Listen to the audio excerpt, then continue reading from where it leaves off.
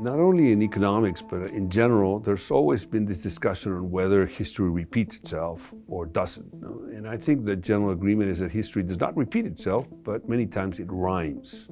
So even though just a couple of years ago, when we're just going out of the pandemic and people were relatively optimistic before the start of the war, people were comparing the times with the roaring 20s of the previous century as a very optimistic time. But I think this comparison really was over once the war started and Russia invaded Ukraine. And there we started seeing inflation going up. And then the situation right now, I would say most people would agree would resemble much more the 1970s and the beginning of the 1980s rather than the roaring 20s of the previous century. Clearly in the 1970s, what happened was there was a supply side shock, and that is the oil shocks of the 1970s. There were two, the first one around 1973, the second one around 1978, 79, that increased oil costs significantly, and that increased inflation worldwide. So that led us to what was called stagflation, stagnation together with inflation.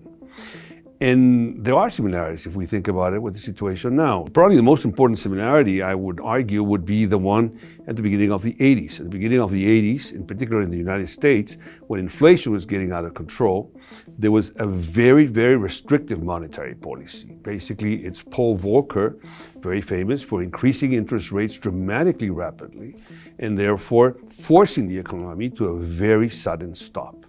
In fact, interest rates in the United States, for example, went all the way up to approximately 20%, which was huge, and that produced a worldwide recession, and the unemployment in the United States went up to almost 11%. There are similarities, again, with the fact that there's a very strong increase on interest rates that we have seen in most central banks in the world. There are very few exceptions to that. But despite these similarities, there are clearly very important differences, too.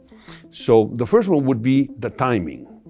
In the 1970s, the timing of the response from a point of view of economic policy, in particular monetary policy, was much slower, in fact, and that was to a large extent because the theoretical background that economists was about if you fell into recession, you had to apply expansionary fiscal policies, and therefore you had to try to, in a way, pump more money into the economy, but that just fueled inflation even further. So that created these wage price spiral that was very dangerous, because what happened is inflation went up, and therefore, of course, workers wanted their wages to go up, and therefore they went through strikes, or the union negotiated quite strongly, and therefore the wages started going up. But of course, higher wages also create a feedback effect by which inflation continues to go up.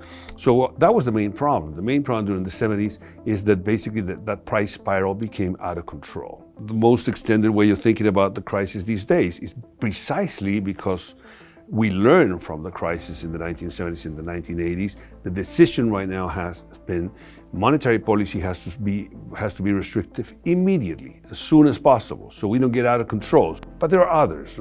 Similar to what happened during the early 1980s, when you apply a very restrictive monetary policy and interest rates start going up very dramatically, of course, financial cost goes up. So what happens? If you have external debt, for example, if you're a developing country and has a very large external debt in US dollars, then what happens is interest rates go up, the US dollar becomes stronger many times during this crisis because very high interest rates in the United States attract a lot of capital to the United States, which strengthens the US dollar. And therefore, what happened at that time was that we saw a huge worldwide crisis, debt crisis in 1982. We saw first Mexico and Latin America, particularly Latin America, but not only. And they went on default. It started with Mexico, and practically all of Latin America went on default.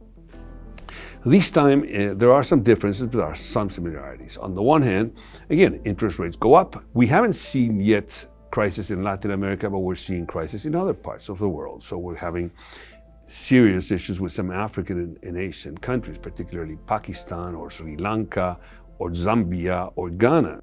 These countries find themselves with very huge debts they have incurred in recent years. Interest rates go up, the dollar becomes strong, and they find themselves without being capable of repaying that.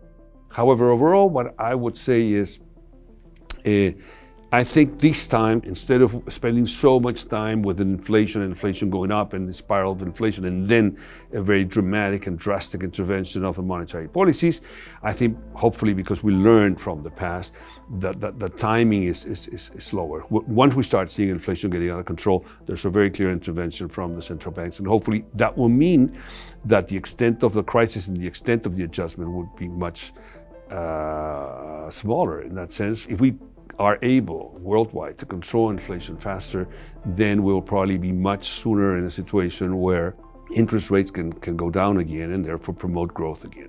Probably after a mild or relatively mild recession rather than the huge unemployment levels that we saw in the early 1980s and the huge inflation that we saw out of control right before that very, very strict monetary policy.